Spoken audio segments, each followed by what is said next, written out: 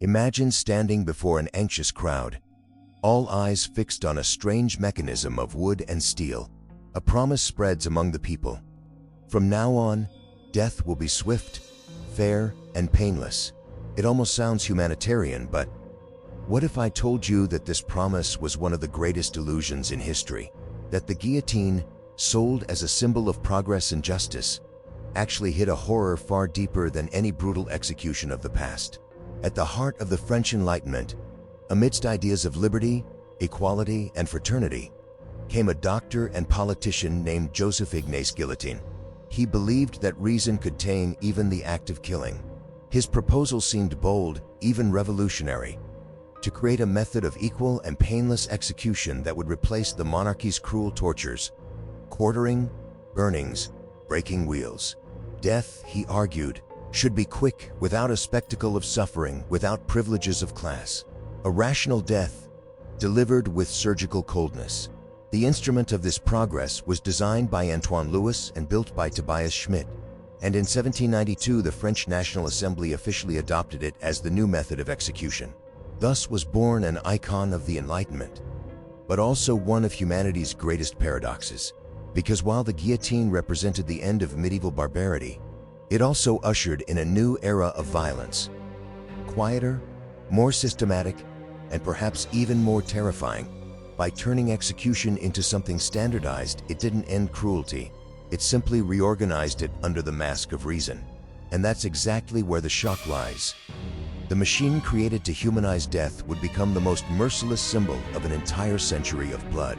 But before diving into the massacres that would follow, we must understand France's first encounter with this new blade of steel.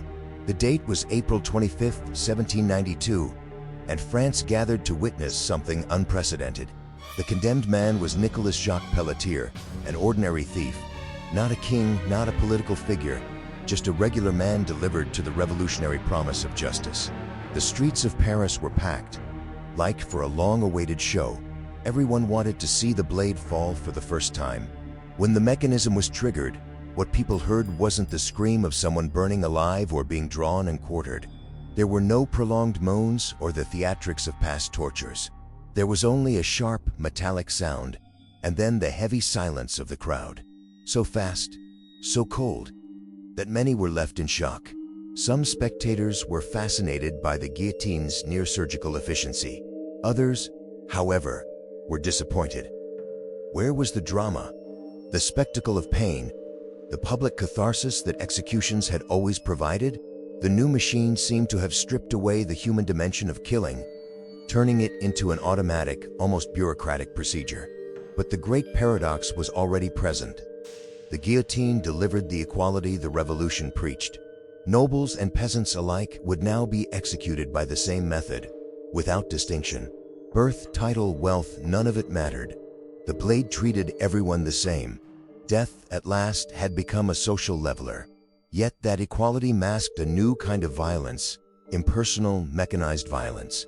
Before, executions were loaded with solemnity, with every detail crafted to mark the collective memory. Now, the machine did its job with the cold precision of a gear, replacing human drama with the anonymity of a single cut. And the promise of a just and swift death didn't take long to turn into a collective nightmare. Between 1793 and 1794, France descended into what history now calls the Reign of Terror, under the ruthless leadership of Maximilien Robespierre. The guillotine, once wrapped in speeches of reason and equality, was now the centerpiece of a political bloodbath. The squares of Paris and other cities became stages for a machine of death that never stopped.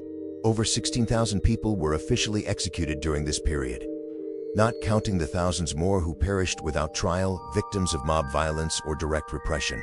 No one was safe. Aristocrats, priests, bourgeois, peasants, rival revolutionaries, and even former allies of the regime all ended up beneath the blade. Not even the highest symbols of the monarchy were spared. King Louis XVI was guillotined in January 1793, and months later, his wife, Marie Antoinette, walked up the same wooden steps to the blade that would end centuries of dynasty. The scene, reported in newspapers and discussed on every street corner, marked the end of an era. But the revolution didn't stop there. On the contrary, It only accelerated its bloody spiral. The guillotine lost any trace of the humanitarian ideal that Joseph Ignace Guillotine had once proclaimed. It was no longer about punishing clear crimes, but about judging ideas, backgrounds, even suspicions. A mere rumor of treason, a misunderstood friendship, or simply being on the wrong side of politics was enough. The blade was presented as an instrument of purification, a way to eliminate the enemies of the Republic and keep the flame of the revolution alive. And behind the public spectacle of the guillotine were figures who rarely received attention: the executioners. Contrary to what many might imagine, they were not bloodthirsty men chosen at random. The role was, in many cases, hereditary, passed from father to son like an inescapable burden. The most famous of these families was the Sansons, responsible for thousands of executions over generations, including those of Louis XVI and Marie Antoinette. The head of the family, Charles Henry Sanson, was an educated man with refined manners, who read philosophy and moved in intellectual circles. Yet his position condemned him to isolation. As much as his role was considered necessary by the state, society viewed him as a pariah. He himself admitted to being haunted by nightmares and a deep sense of guilt. It was as if, with every head that fell, a piece of his own humanity was severed along with it. And it wasn't just Sanson. Accounts from the time reveal that many executioners refused to carry out sentences on people they knew or lived near, and some developed strange rituals to cope with their routine. Obsessive little habits, like silently praying before pulling the cord, avoiding eye contact with the condemned, or even drinking heavily before executions, were desperate attempts to numb the weight of their work. After all, behind the blade were not monsters, but ordinary men carrying invisible scars. But if the executioners' minds were haunted by the act of killing, an even more disturbing mystery began to torment scientists themselves. What happened after decapitation? In their effort to rationalize even death, doctors and scholars began to investigate whether consciousness could persist in the seconds after the cut. And the reports that emerged were unsettling. It was said that eyes continued to blink, that mouths tried to form words, that facial expressions of pain or anger appeared seconds after the head was separated from the body. The most famous case was that of Charlotte Corday, the assassin of Jean-Paul Marat.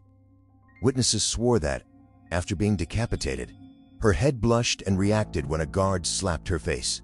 Today, science explains that these reactions were likely nothing more than involuntary muscle spasms, residual electrical discharges from the nervous system. But the doubt and the terror it inspires has never been fully erased. After all, what if the victim remained conscious for a few seconds, trapped inside their own head, aware of everything? And if even the executioners suffered under the weight of the guillotine? Imagine those who were never meant to feel its blade, the innocent and the children. The revolution, intoxicated by suspicion and a constant fear of betrayal, ended up turning the guillotine into a blind, faceless, and merciless instrument. Even more shocking was the fate reserved for children from noble families. Many of them were not accused of anything other than their blood, their family heritage. The blade that was supposed to be equal did not hesitate in the face of age. The revolution, which claimed to defend the future of France, went so far as to cut down childhood itself. But perhaps the most terrifying part is realizing how all of this gradually became normalized by the population. Little by little, executions stopped being seen as tragedies and turned into social events. Public squares were filled with entire families waiting for the next condemned person. The guillotine, more than just an instrument of death, became a national stage, a morbid theater where the state displayed its power, and the people, often numbed by the routine of violence, consumed the spectacle as if it were entertainment. But the truth is, the guillotine didn't stop in France. Its cold cut crossed borders and spread to countries like Germany, Belgium, and Italy, always carrying the same meaning: state power, political repression, and the promise of legal modernity. In each nation, it appeared as the visible face of a government claiming to act in the name of the law, but that, deep down, used the blade as an instrument of intimidation. And believe it or not, that echo lasted far longer than most people imagine. In France itself, the birthplace of the machine, the guillotine remained in use until 1977, when a criminal named Hamida Jandoubi became the last person to feel its blade. Just 4 years later, in 1981, the death penalty was abolished, officially ending a centuries-long cycle of institutionalized violence. Think about that. For nearly 2 centuries, France, the symbol of the Enlightenment, lived with a killing machine as part of its legal routine. Today, the guillotine rests in museums, but also in films, books, and even songs, transformed into a pop culture icon. But this icon carries an uncomfortable reminder. There is no truly humane way to kill. Every attempt to rationalize execution only reveals new layers of cruelty. In the end, the guillotine is not just a machine. It is a dark mirror of the relationship between justice, power, and revenge. A reminder of how, under the disguise of progress, we can normalize horrors that leave lasting scars on human history. And now I ask you, after learning about this entire journey, can you still see the guillotine as a symbol of justice? Leave your thoughts in the comments below.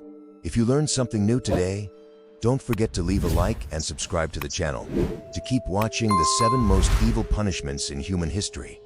Click here on the screen and check it out now.